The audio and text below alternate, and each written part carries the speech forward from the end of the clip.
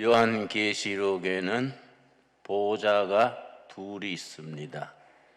땅 위의 보좌와 하늘 위의 보좌입니다.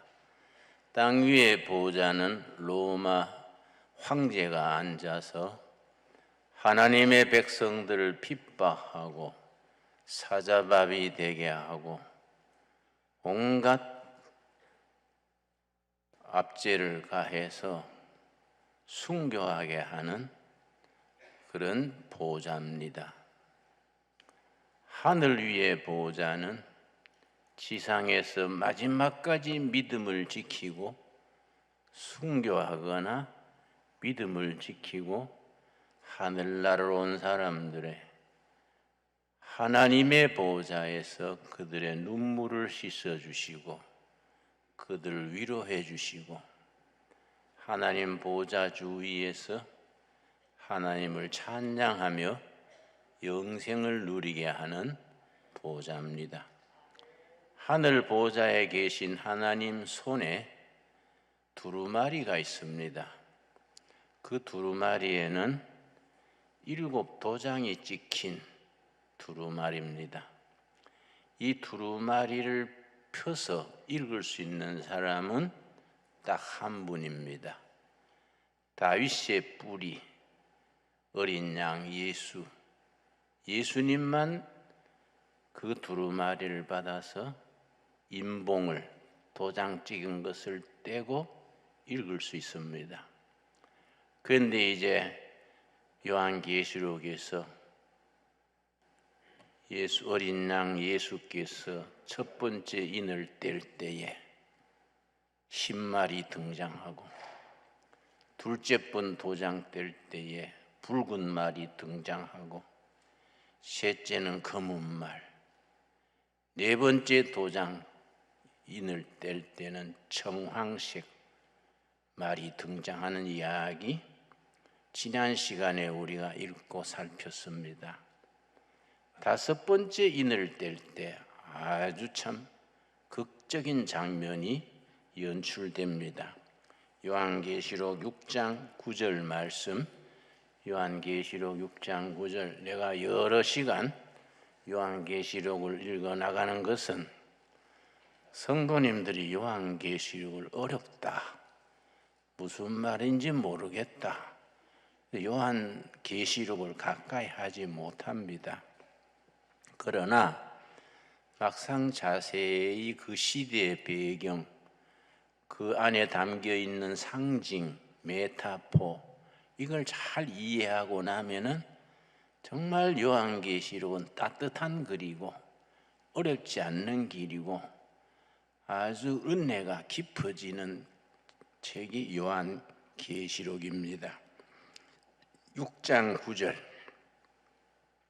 5째 인을 떼실 때에 어린 양 예수님이 손에 들고 7 도장에 5 번째 도장을 떼실 때에 그 말이지요. 내가 보니 하나님의 말씀과 그들이 가진 증거로 말미암아 죽임을 당한 영혼들이 제단 아래에 있어 땅 위의 보좌 로마 교황 그 권세로 인하여 핍박받고 순교당하고 경제권을 뺏기고 그 사람들이 하늘나라 가서 보좌 앞에서 하나님께 청원을 합니다. 10절입니다. 큰 소리로 불러 이르되 거룩하고 참되신 대주제여, 땅에 거하는 자들을 심판하여 우리 피를 갚아주시 아니하시기를 어느 때까지 하시려나이까. 하나님, 우리 언제 우리 한을 풀어주실랍니까?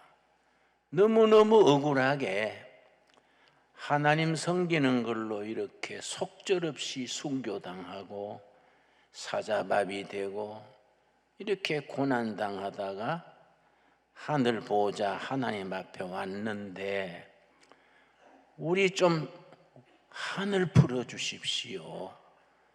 우리 핏값을 좀 갚아주십시오. 언제까지 그 땅 위에 못된 무리들을 그냥 두시겠습니까? 그랬더니 11절 말씀 아주 참 소중한 말씀입니다. 각각 그들에게 흰 두루마기를 주시며 이르시되 아직 잠시 동안 쉬되 그들의 동무종들과 형제들도 자기처럼 죽임을 당하여 그 수가 차기까지 하라 하시더라. 좀 더 기다려라. 왜냐? 순교해야 될 티오 숫자가 있다.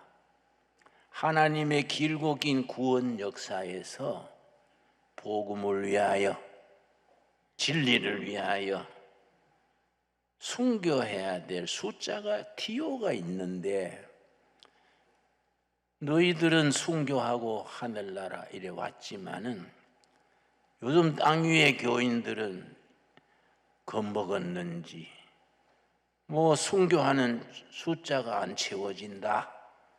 그 숫자가 찰 때까지 잠시 기다려라. 참 좋은 말씀이지요. 그런데 그 다음 12절에 여섯째 번 도장을 탁 뗐습니다. 그랬더니 기다린 보람이 있어서 하나님께서 여섯 번째 도장을 예수님이 떼니까 진노의 날이 임해가지고 그 못된 무리들 전부 주님께서 징계하십니다.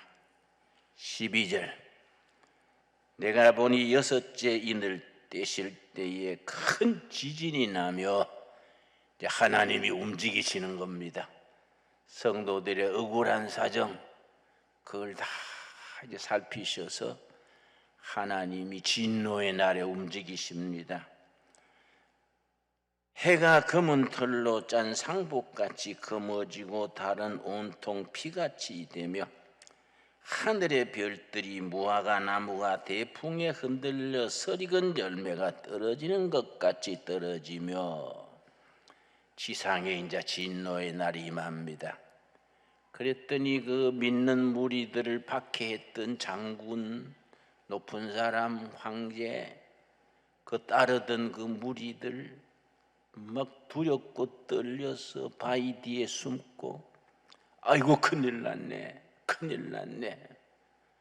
뭐 숨고 요란했습니다. 17절 말씀 그들의 진노의 큰 날이 이르렀으니 누가 능히 서리요. 하나님이 노하셔서 이제 대진노를 일으키시는데 이 재난에서 누가 살아남겠는가? 이 6장 마지막 절인데 7장 들어가면은 그 유명한 아니다. 내가 뽑아놓은 14만 4천 명이 있다. 그들은 진노에서 면제된다. 그 14만 4천 명은 어떤 사람이냐? 하나님의 도장으로 이마에 도장 찍은 사람들 14만 4천 명이다. 이건 하나님의 도장입니다. 그런데 요한계시록 13장에는 사탄의 도장이 있습니다. 사탄의 우두머리 666 사탄의 우두머리가 찍은 도장 7장에는 하나님의 도장 하나님의 도장을 이마에 받은 사람 몇 명이라고요? 14만 4천 명은 그 진노의 날에 다 보호받는 겁니다. 그런데 우리가 성경을 깊이 읽어야 되는 것이 요한계시록 7장에 나오는 14만 4천 명 이마에 도장 찍었던 그 도장하고 계시록 13장에 사탄의 우두머리가 찍는 도장하고 글자가 달라요. 헬라어로 단어가 다릅니다. 그러니까 헬라어 원문을 아는 사람들은 그 읽으면 아 이건 하나님의 도장이구나. 구원하는 백성들에게 찍어준 구원의 표시구나.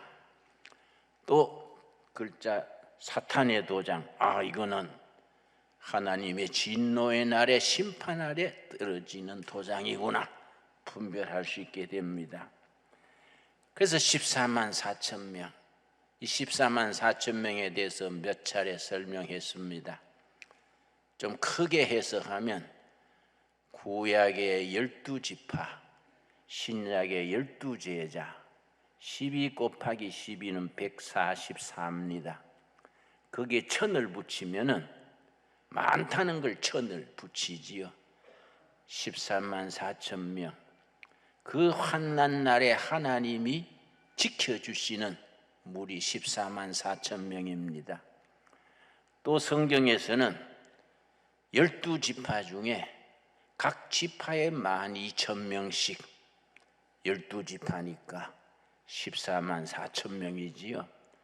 환난 날에 보호받는 하나님의 도우심 아래서 진로를 피하는 무리 각 지파에 12명씩 12,000명씩 14만 4천 명이지요. 이걸 지금 우리들에게 어떻게 적용하느냐 하면은 환난과 핍박의 날에 마지막까지 이기는 성도, 어떤 시련, 유혹, 핍박에도 믿음줄을 붙들고 이기는 사람, 온 지상의 모든 성도 14만 4천 명이지요. 그런데 사입이나 좀 잘못 성경을 해석하는 이단 종파들은 구원받는 사람 전체가 14만 4천 명이다. 박태선 전도관, 신천지 그런 데서는 그렇게 해석을 하지요. 그러나 그게 아니고 9절 말씀 7장 9절 이 일 후에 내가 보니 각 나라와 족속과 백성과 방언에서 아무도 셀 수 없는 큰 무리가 나와 흰옷을 입고 손에 종려가지를 들고 보호자 어린 양 앞에 서서 10절이 하늘나라에서 하나님의 백성들이 하나님을 찬양하는 찬양의 내용입니다. 10절 말씀. 그러니까 요한계시록 7장 10절이 참 중요합니다. 우리 한번 같이 읽겠습니다. 큰 소리로 외쳐 이르되 구원하심이 보호자에 앉으신 우리 하나님과 어린 양에게 있도다. 하늘 보호자 계신 하나님께 구원하심이 보호자에 앉으신 우리 하나님과 어린 양에 있도다.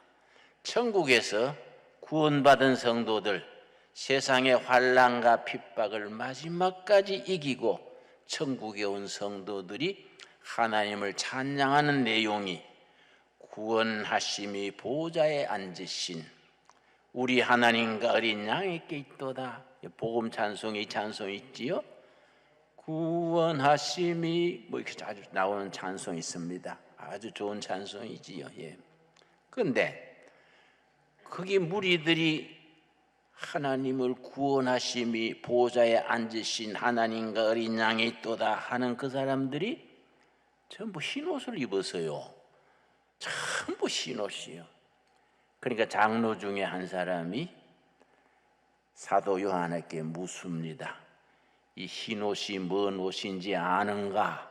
그러니까 사도 요한이 장로님이 아시지 지가 어찌 알겠습니까? 그랬더니 설명해 주는 거예요. 13절이지요. 장로 중 하나가 응답하여 나에게 이르되 이 흰옷 입은 자들이 누구며 또 어디서 왔느냐? 내가 말하기를 내 주여 당신이 아시나이다 하니 그가 나에게 이르되 이는 큰 환난에서 나오는 자인데 그 로마 시대에요 끊임없이 박해가 엄청났습니다. 네로 황제 때 박해, 온갖 박해, 그 환난 중에서 마지막까지 이기고 나오는 자들인데 어린 양의 피에 그 옷을 씻어 희게 하였느니라. 천국의 옷은 왜 다 흰옷이냐? 어린 양 예수님의 십자가의 피에 옷을 다 씻고 허물도 죄도 한도 슬픔도 다 씻어서 하늘나라의 찬양과 기쁨만 남은 겁니다. 여러분 우리가 이 땅에 살지라도 천국에 가서 흰옷 입고 구원하심이 보좌에 앉으신 여호와께 있나이다 찬송하는 그때를 바라보면서 소망을 가질 수 있게 되기를 바랍니다. 그런데 그 하늘나라에 흰옷 입고 있는 백성들의 하나님이 그들의 눈물을 닦아주시고 서름을 풀어주시고 한을 풀어주신다. 이게 이제 17절이지요. 계시록 7장 17절 아주 우리들에게 위로를 주는 살아있는 말씀입니다. 이는 보좌 가운데 계신 어린 양이 그들의 목자가 되사 생명수 샘으로 인도하시고 하나님께서 그들의 눈에서 모든 눈물을 씻어 주실 것이미러라. 여러분, 우리의 눈물 씻어 주시는 주님 얼마나 참 감동스럽습니까? 이 땅에서 쌓인 한도, 아픔도, 상처도, 눈물도 다 씻어주시는 거예요. 정말 감사한 일이지요. 그래서 8장 들어가면서 드디어 두루마리에 도장이 몇 개 찍혔다고요? 7개. 마지막 도장을 떼는 겁니다. 어린 양 예수님이 두루마리에 찍힌 7도장 중에 6도장까지 7장에서 끝나고 8장 들어가면서 마지막 7번째 도장을 탁 했는데 아주 참 심각한 분위기가 시작됩니다. 8장 1절 7째 인을 떼실 때에 하늘이 반 시간쯤 조용하더니 어린 양 예수님이 7번째 인을 떼니까 조용해지는 거예요. 정막이요, 정막. 조용해지면서 하나님께서 조용해라, 조용해라. 지상에서 올라오는 성도들의 기도를 내가 드려야겠다. 아주 멋있어요. 골방에서, 성전에서, 일터에서, 산에서, 들에서 소곤소곤 기도 드리는 그 기도를 하나님이 들으시는 거예요. 우리는 뭐 집안에서 내가 기도하면 누가 하나님이 들으실까? 내 이 연약한 기도를 뭐 하나님이 신경 쓰실까? 그래 생각할 수 있지요? 계시록 8장은 아니다. 7째 인을 떼실 때에 하나님이 조용해라. 내가 땅 위에서 올라오는 성도들의 기도를 들어야겠다. 우리 기도를 들으시는 하나님 찬양할 수 있기 바랍니다. 그러고서는 천사가 7이 나온 거예요. 천사가 7이 나왔는데 각 천사에게 나팔. 7천사의 7나팔. 그 이제 그 다음 8장 9장부터는 7나팔 또 하나씩 불 때마다 역사가 일어나는 거지요. 그런데 그 역사가 일어나는 기초가 뭐이냐? 지상에서 올리는 성도들의 기도. 그 기도가 하늘에 올라가서 그래서 지상의 역사가 일어나는 겁니다.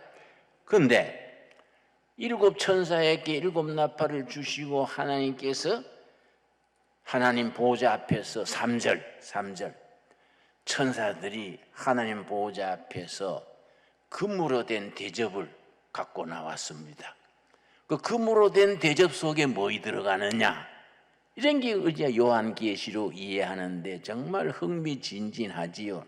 8장 3절 또 다른 천사가 와서 7나팔을 받은 7천사 외에 다른 천사가 나타나서 제단 곁에 서서 금향로를 가지고 많은 향을 받았으니 다른 천사가 나와가지고 하나님 보좌 앞에서 금으로 된 향로요.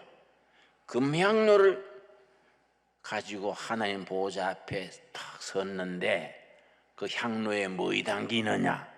여기 요점이요. 금향로를 가지고 많은 향을 받았으니 이는 모든 성도의 기도와 합하여 보좌 앞 금제단에 드리고자 함이라. 금향로에 뭐이 들었다고요? 우리 땅에서 드리는 기도, 골방에서, 성전에서, 일터에서 우리가 소곤소곤 우리가 뭐 기도를 크게 할 통성 기도할 때도 있지만은 그 혼자서 조용조용 드리는 기도가 아무도 못 듣고 아무도 신경 쓰지 않을 것 같은데 그 기도가 하늘에 올라가서 향기가 하늘로 올라가듯이 금향로의 기도가 쌓이는 거예요. 하나님이 그 성도의 기도를 받으시는 거예요. 그 기도를 받으시기 위해서 조용해라 조용해라 조용해라, 내가 땅 위의 성도들의 기도를 들어야 되겠다.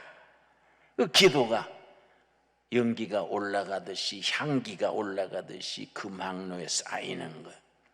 금항로의 기도가 꽉 쌓이면은 하나님께서 액션하시는 거예요. 역사하시는 겁니다. 그래서 4절이지요. 4절, 8장 4절. 향년이 성도의 기도와 함께 천사의 손으로부터 하나님 앞으로 올라가는지라. 천사가 향로를 가지고 제단에 불을 담아다가 땅에 쏟음에 우레와 음성과 번개와 지진이 나더라. 드디어 하나님께서 성도들의 기도를 들으시고 지상에 역사하시는 겁니다. 아주 극적인 드라마틱한 역사가 일어나는데, 먼저 중요한 것은 우리가 오늘 이 말씀에서 마음에 꼭 새겨야 될 것은 우리 각 사람이 합심해서 구역에서 뭐 가정에서 드리는 기도가 연약해 보이지요. 소곤소곤 그렇게 기도하는데 하나님은 들으시는 거예요. 들으시고 그 기도가 금향로에 쌓여가지고 때가 되면 하나님이 역사하시는 겁니다. 그래서 요한계시록이 위대한 책입니다. 위대한 책. 계시록의 이 위대한 역사, 기도 응답의 역사요. 기도 응답. 지금 또 그 하나님이 살아계셔서 우리들의 기도를 들어주십니다. 여러분, 우리가 하나님 영광 돌리기를 원하지요? 뭐 우리한테 집 팔아가 바쳐라, 그거 아니에요. 뭐 직장 사표 내고 선교사로 나가라, 그것도 아니에요. 하나님 영광 돌리는 게 뭐이냐? 요한복음 14장에 보면은 우리가 하나님 영광 돌리는 길이 있습니다. 요한복음 14장입니다. 다 우리 성도들이 하나님께 영광 돌리기를 원하지요? 예, 어떻게 하나님께 영광을 돌리느냐? 14장 13절 말씀. 우리 기도가 하나하나 응답받아서 그래서 하나님께 영광을 돌리게 됩니다. 14장 13절. 너희가 내 이름으로 무엇을 구하든지 예수 그리스도의 이름으로 하늘 아버지께 기도하면 내가 행하리니. 우리 기도가 골방에서 성전에서 소곤소곤 기도하는 걸 하나님은 들으시는 거예요. 그래서 요한계시록 8장 시작되면서 7째 인을 탁 떼니까 조용해라 조용해라, 내가 지상에서 올라오는 성도들의 기도를 드려야겠다. 아, 멋있지 않습니까? 내 혼자 멋있으면 안 되는데 이거, 안 그래요? 여러분 가슴에 닿습니까? 응?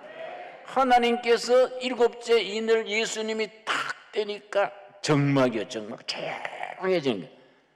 하나님이 조용해라 조용해라, 지상에서 올라오는 미약한 성도들의 기도를 내가 드려야겠다. 그 기도가 금향로에 쌓여가지고 세상을 바꾸는 겁니다. 자, 14장 13절 요한복음. 너희가 내 이름으로 무엇을 구하든지 내가 행하리니 이는 아버지로 하여금 아들로 말미암아 영광을 받으시게 하려 함이라. 여러분 아멘 하시지요? 우리 하나님께 영광을 어떻게 돌리느냐?